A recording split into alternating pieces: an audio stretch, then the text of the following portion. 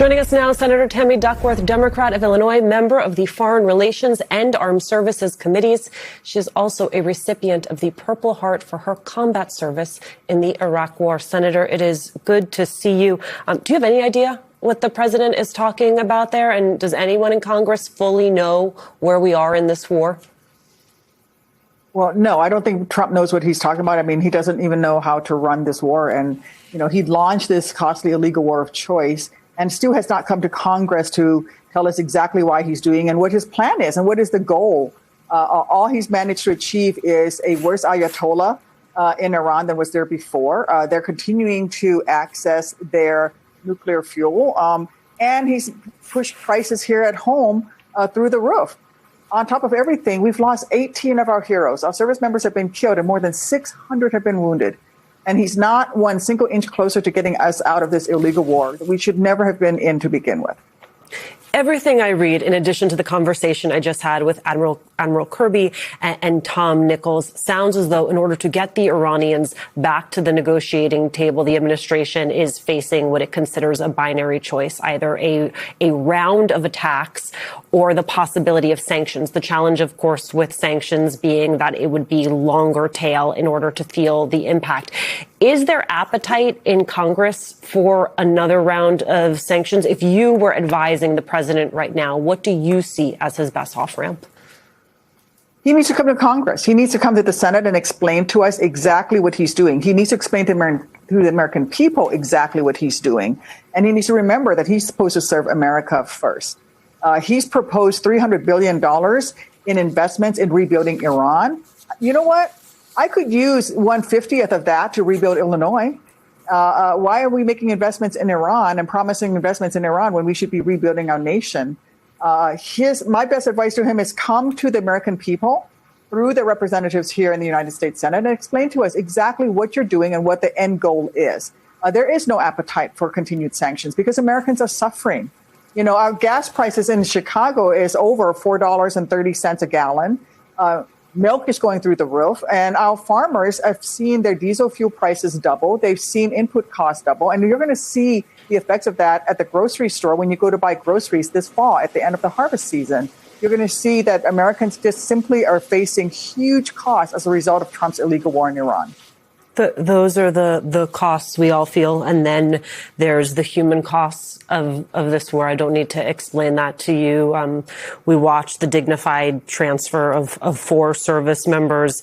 Interestingly, the administration removed four U.S. troops who were killed in the war from the official casualties list.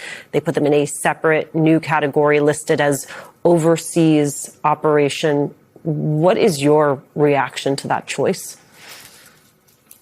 It is a slap in the face of the servicemen and women and their families, and especially those who were KIA, as well as the one service member who is still missing, and they've cut off the search for this air crew member of the MH-60 that had to ditched in water. At the bottom line, these folks were engaged in combat.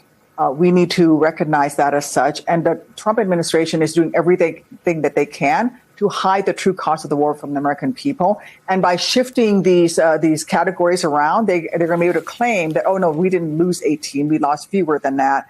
And now we hear that as many as 600 have been wounded, but some of those folks are being categorized as not being engaged in the fight with Iran because, according to Trump, there's a period from mid-April to the beginning of July where we were not engaged in hostilities with Iran.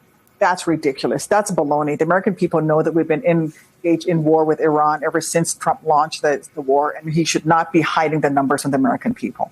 You have a big issue that is hovering over Trump's conversations with both Netanyahu and with Zelensky, the U.S. stockpiles of munitions. The New York Times reported earlier this week that Trump held off on more action after advisors raised concerns. I want you to take a listen to the president when he was asked about that. No, we have plenty. We have a lot of ammunition, different types. Biden gave a lot to Ukraine, and so we're building that up, but we have a lot. Every one of our contractors is building 4 to 5 plants right now, and we're in very good shape.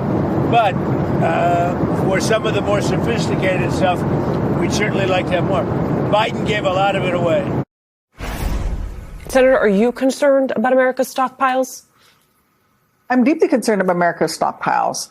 And frankly, Donald Trump is a liar, right? He's a liar in chief, and we know that. I'm proud of the support we've given to the Ukrainians. They are fighting an illegal war launched against them by Putin, whom is, as we know, an ally to President Trump. And now we see that Trump has blown billions of dollars, billions with a B, in munitions on his war of choice with Iran. So I am deeply concerned. He's pulled troops and U.S. Resources out of the Indo-Pacific, which opens the way for the PRC to expand their reach. Trump has failed on every front.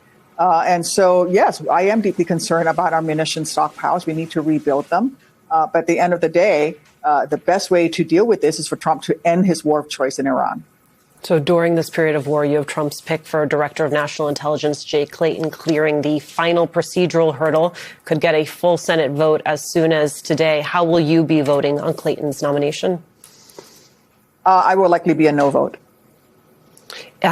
Given that this confirmation does seem, given the math, imminent, Senate action on the spy statute known as Section 702 looks like it's going to be pushed until September. Does that timeline sound correct to you, Senator? Well, there's not a lot of choice left at this point. The Republicans control the Senate schedule. They control the White House. They control the House of Representatives. We could address these issues much sooner if they were to actually move forward with it. At this point, we just have to wait to see what Leader Thune and the Trump administration chooses to do. Senator Tammy Duckworth, thank you so much for your time.